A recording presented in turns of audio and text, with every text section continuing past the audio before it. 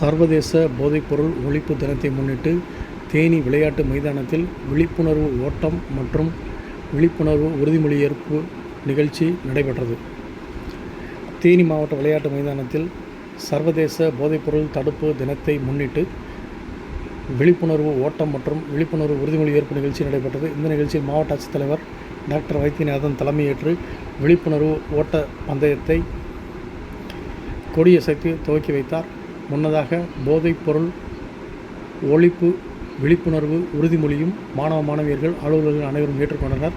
நிகழ்ச்சியில் மாவட்ட வருவாய் அலுவலர் ராஜ்குமார், உதவி ஆணையர் பஞ்சாபிகிஷன், துணை காவல் கண்காணிப்பாளர் சீராளன், மாவட்ட விளையாட்டு அலுவலர் சிவகுமார், மாவட்ட குழந்தைகள் நல அலுவலர் மதியழகன் உள்ளிட்ட அலுவலர்கள் ஏராளமானோர் கலந்து கொண்டனர்.